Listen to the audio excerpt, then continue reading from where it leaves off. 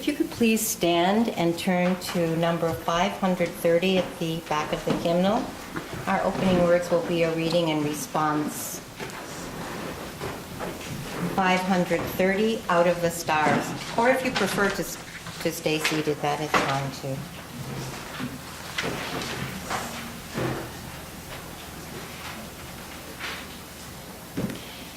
Out of the stars in their flight, out of the dust of eternity, here have we come, stardust and sunlight mingling through time and through space. Out of the stars have we come, up from time, out of the stars have we come. Time out of time before time in the vastness of space, Earth spun to orbit the sun, Earth with the thunder of mountains newborn, the boiling of seas. Earth warmed by sun, lit by sunlight, this is our home, out of the stars have we come. Mystery hidden in mystery, back through all time. Mystery rising from rocks in the storm and the sea. Out of the stars, rising from rocks in the sea, kindled by sunlight on earth, rose life. Ponder this thing in your heart. Ponder with awe. Out of the sea to the land, out of the shallows came ferns. Out of the sea to the land, up from darkness to light, rising to walk and to fly, out of the sea trembled life. Ponder this thing in your heart. Life up from sea, eyes to behold, throats to sing, mates to love. Life from the sea, warmed by the sun, washed by rain, life from within, giving birth, rose to love. This is the wonder of time. This is the marvel of space. Out of the stars swung the earth. Life upon earth rose to love. This is the marvel of life, rising to sea and to know. Out of your heart cry wonder, sing that we live.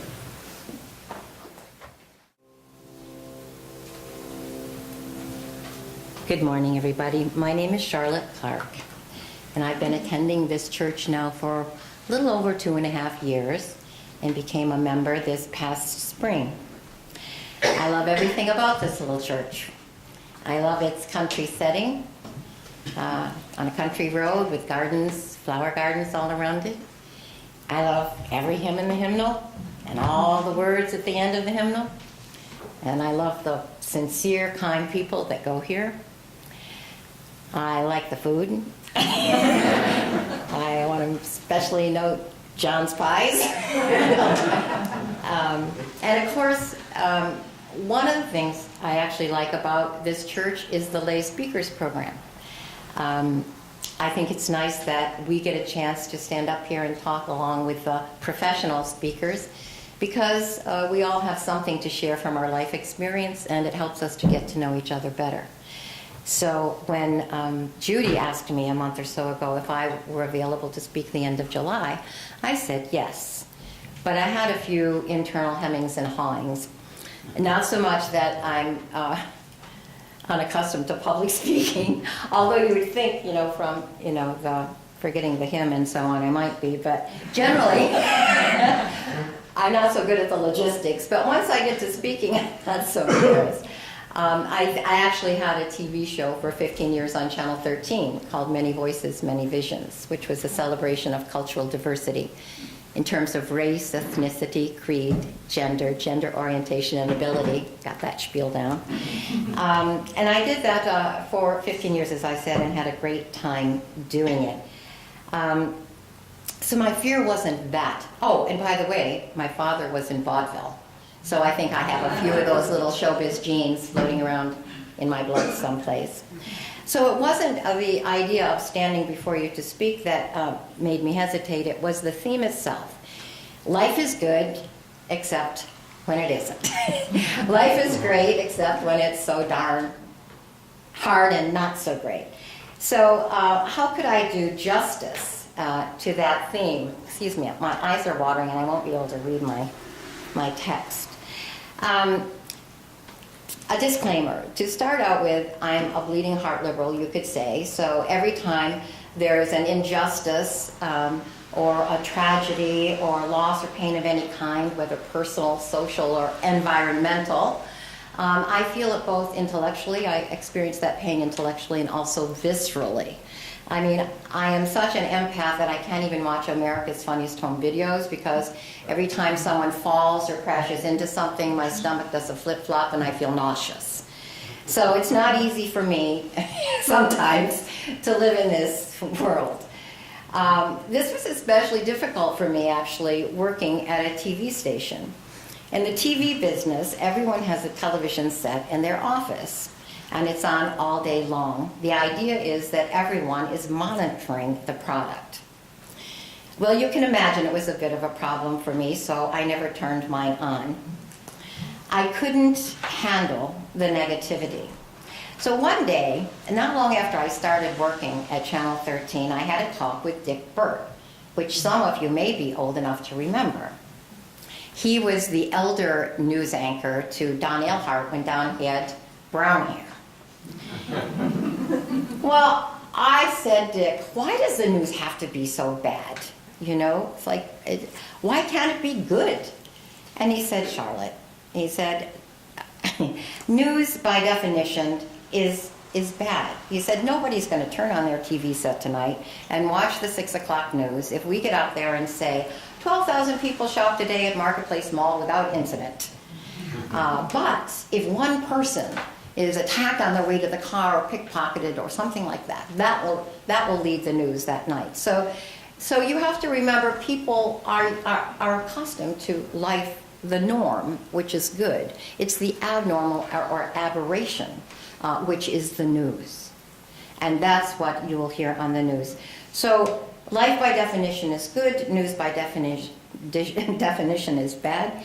The problem is that we now live in a 24/7 news cycle, as we all know, and after a while, all of that bombarding of negative images and emotion and facts starts impacting us, and we start thinking that, you know, life is hopeless, it's disastrous, it's bad, it's horrific, and we forget to remember that life is good.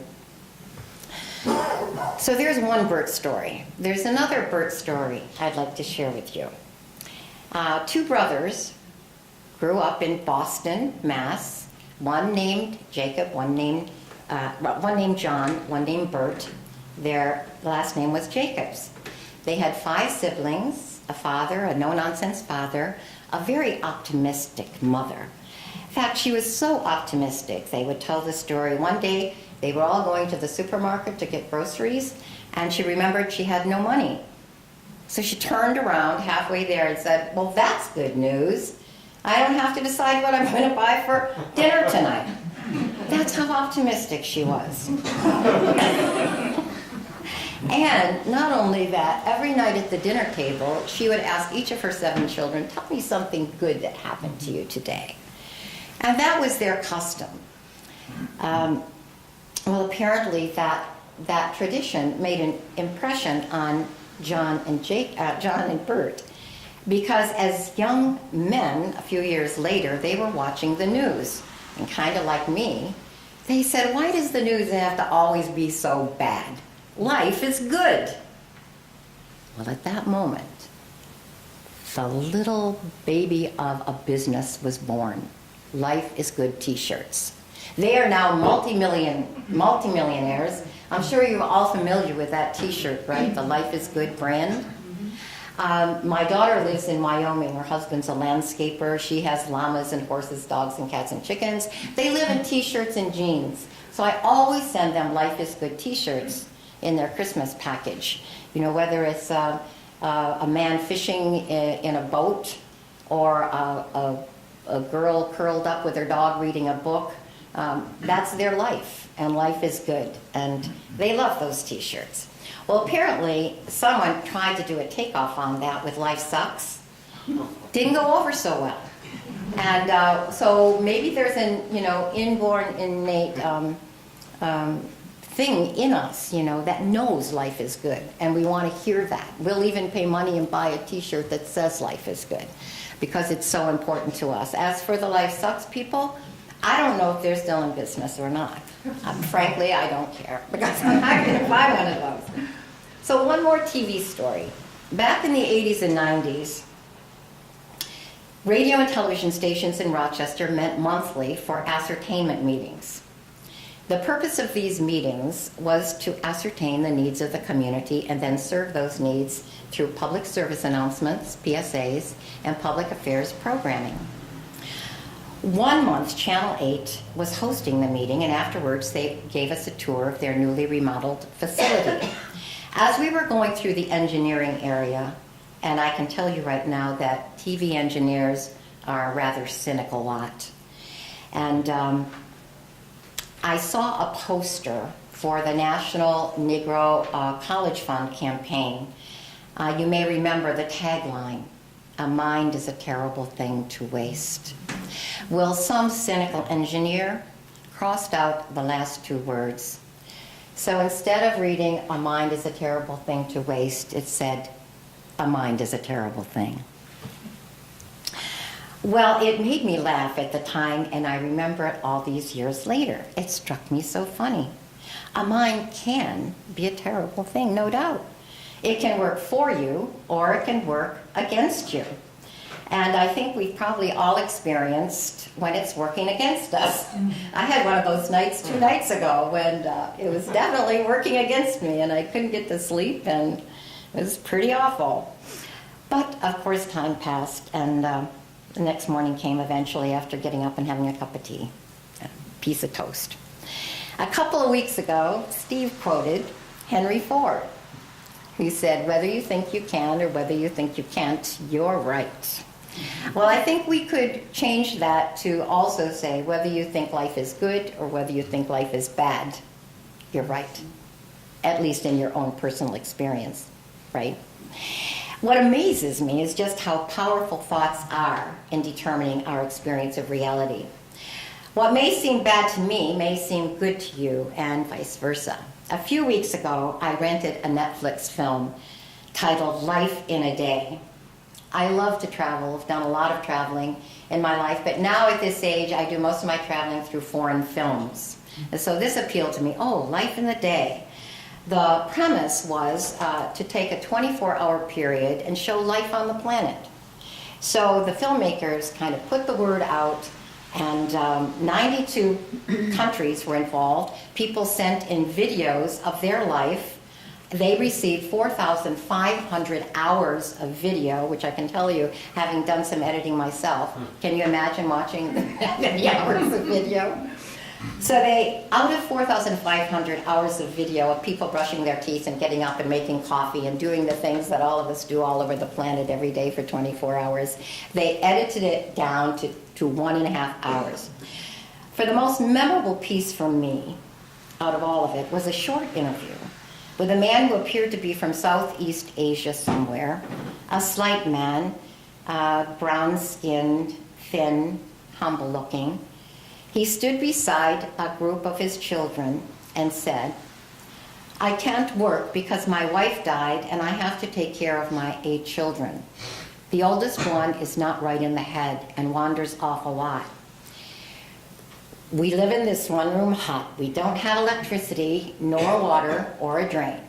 Then he smiles shyly and says, "But my life is good. I know the God who made me cannot forget me." So I love that man, and I love his understanding of his God and his experience of his life. So we all have our own relationship with our Maker. Some call that God, Yahweh, Allah. Others may use the word Creator, Great Spirit, Christ, Krishna, Lord, Jesus, Buddha. Others may prefer a more neutral name like nature or universe. As you use, we honor everybody's right and responsibility to develop and nurture that relationship with the one of so many names, the one who may be in the end unnameable. I've been meditating for about 3 years now with a group of Indian friends in Fairport who follow Paramahansa Yogananda.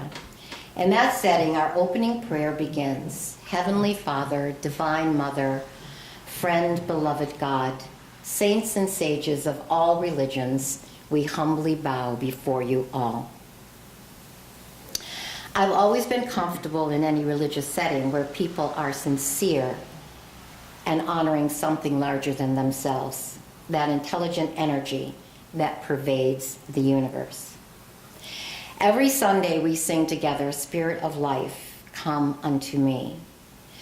When we sing that together, I sense that the Spirit of Life is in us at all times and around us at all times. Life gives us the power to think, and then life responds to our thinking.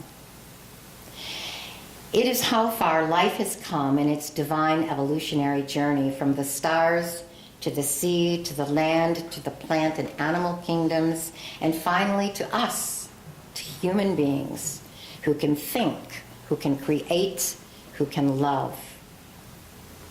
Ernest Holmes, the founder of Science of Mind, puts it this way. I'm not very good at the little things like this. There is a power greater than we are, and we can use it consciously. We can use that power in its greatest sense only as we use it in love, in givingness, in peace, in joy, and only as we use it constructively. I believe all the power there is in the universe is delivered to each one of us for individual use. Now that is quite a thing to say. Those were the words of Ernest Holmes. Now, one last story from my television days. I've been retired now for 5 years, and I love retirement, but I had a blast in TV. One last story. The power that Ernest Holmes talks about, I experienced firsthand when I worked at Channel 13 and wanted to create a new public affairs program celebrating cultural diversity. I had to convince the white male power structure that it was a feasible idea. This was 20 years ago, back in 1993. Things were different then. A little aside, I had spent many years, my husband at the time worked for the United Nations, and we lived in developing countries around the world. So I had been a German exchange student in college, so I've always been attracted to the larger world and the many cultures out there and the human experience and all that diversity. So that was what I wanted to bring to the TV show, and that I had to convince all my bosses was a good idea.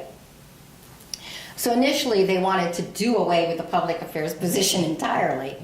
The other station already had, but they kept the position, and not only that, they allowed me to invest station resources in the new show.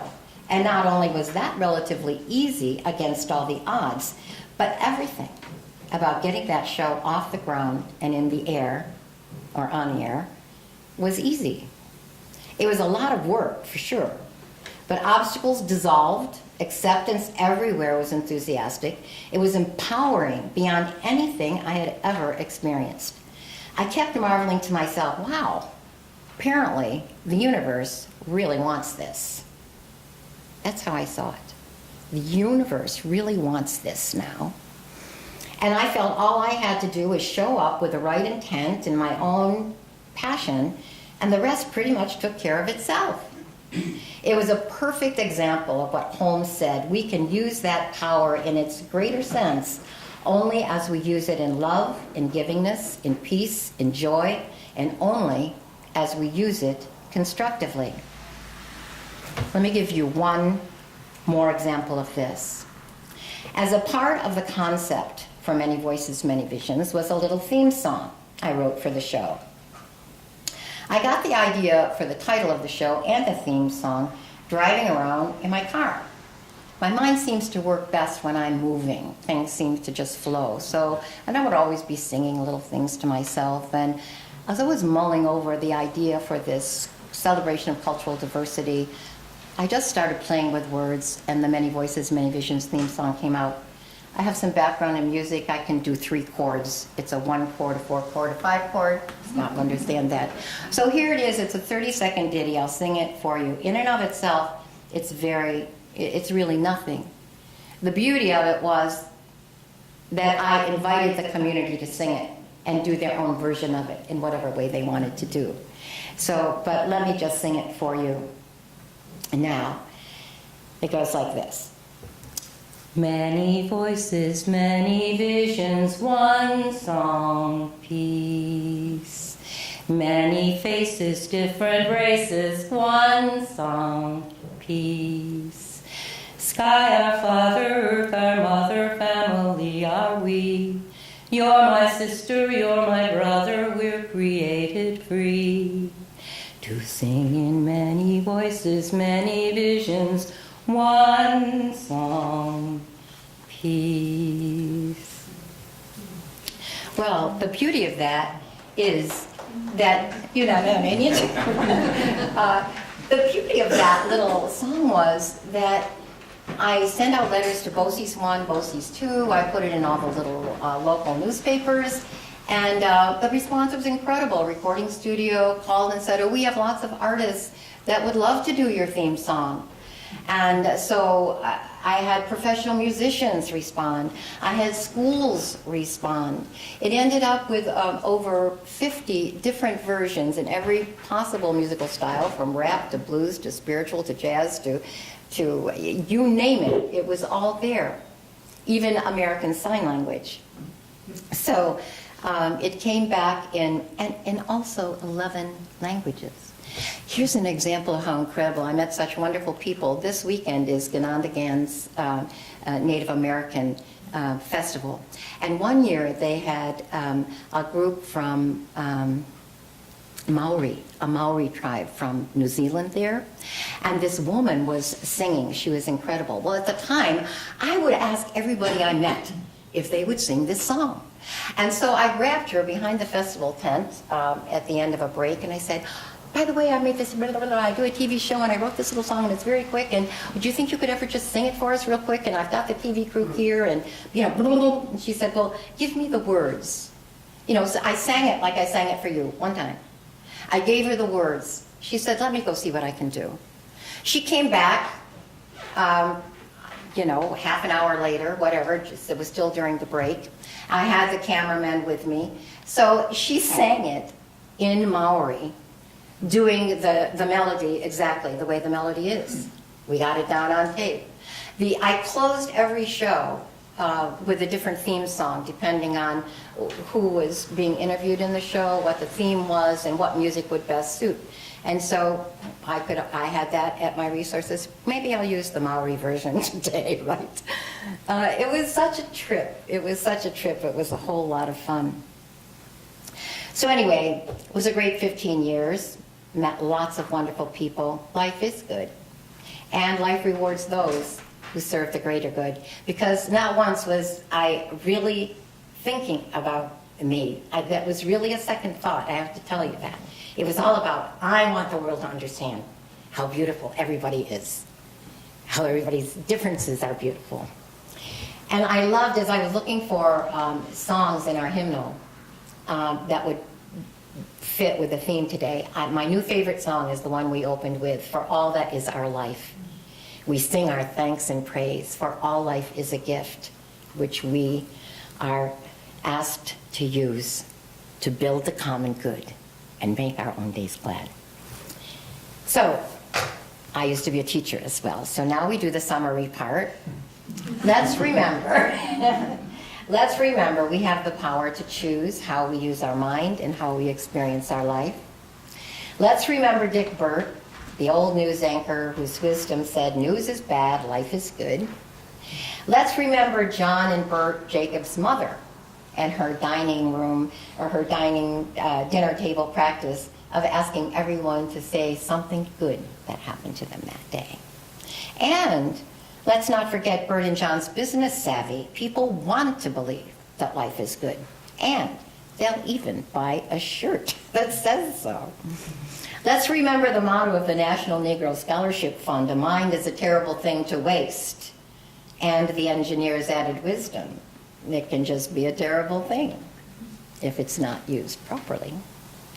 Let's remember the poor Southeast Asian man with the hard material life and the rich, beautiful spiritual life. And be careful when we jump too quickly to judge what's good and bad.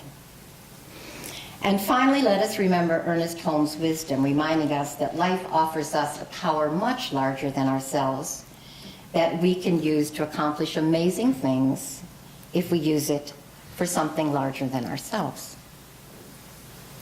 So when I get upset and angry with life, discouraged and frustrated with life, and I do several times every day,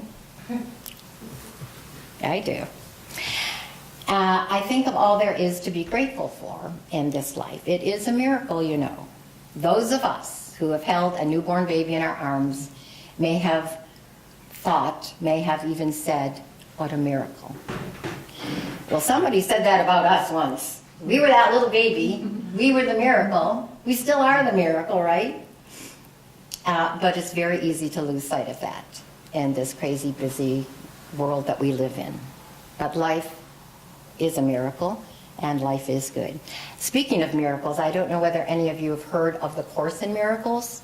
I read that material many, many years ago, and I found one verse that I love so much, and I don't even know why I love it, but it's supposedly channeled from Jesus. That's the premise of the book. There were these doctors at Columbia Medical University in New York City, and they were having a terrible time with infighting, and one of them received this material, like channeled material, which is called The Course in Miracles, and they wrote it, and it was in vogue for a while for all of us spiritual seekers that explore everything.